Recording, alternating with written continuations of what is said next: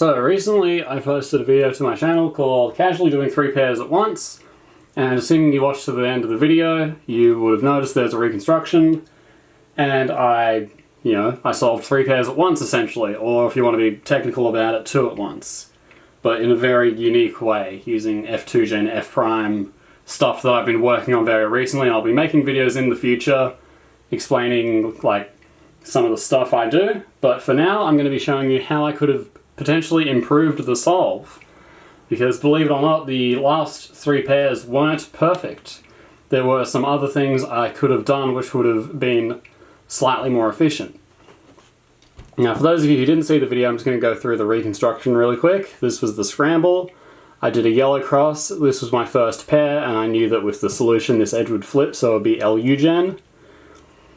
And I also noticed this stuff going on here. Like, it's not a pair, but it's something that I can keep note of, and in the end I end up working with it. But the cross, do this one first while cancelling into this one, and then cancelling into this one. First pair, very standard, nothing to really explain. And then here's where I do the 3 pairs at once. The first one I do is these two, and this is just a case that naturally lends itself well to F2 Gen F prime solving. And again, noting this thing from inspection, I saw these 2 pieces and I thought, I can just solve these and then cancel into the simple 5 mover that's just a bunch of double turns. So I did exactly that. And the way I solved this pair, because this isn't something you can do pure RU, I've learned algorithms to solve all the other cases. So this one you do like a sledge, and then you make the pair like that, and then I rotate it to cancel into the double turn thing. So it's basically just that to swap 2 edges. Easy OLL. And then Z-perm. I don't see a lot of people using that algorithm. It's just then push, and then push again. So how could I have done the last 3 pairs better? Well, I couldn't have done the first pair better, in my opinion. So we'll just set these both up. But when I got to here, there's 2 ways I could have gone. The more simple, quote unquote, because this is all far from simple, is I could just insert this edge to here using wide moves like that. And now I have another sort of F2 Gen-esque F prime scenario, except I don't have to cancel into a 6 mover, so I don't have to rotate afterwards. Now once again we do have a case where I can't actually use RU purely to get things sorted. So again, I know an algorithm for this. Take the pair out, F sexy F prime, but you do F2 at the end. And then, not as good last layer cases, T-perm's a bit better, but OLL's a lot worse.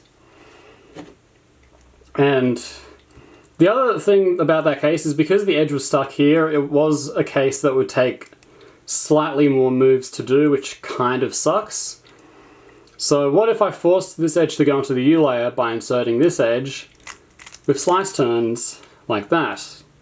And then here I have another case. If you know the standard F12 for if this was going to here, then you know what I'm about to show you. F inverse sexy F2, and then I would get a ZBLL like that. And I believe that's what I did. Or if I inserted the edge the other way like that, then I would have this case. In this one you insert the edge here and then do a sledge cancelled and then do like an F2 prime. And then you get really lucky. So that would have been the best hypothetical solution, and if I somehow saw all that stuff and didn't pause to like any worse of an extent as I did in the actual solve, could have been like a 6 or a 5, could have been a little bit cooler. But the moral of the story is just because the solve was extremely advanced does not mean it is the limits of cubing.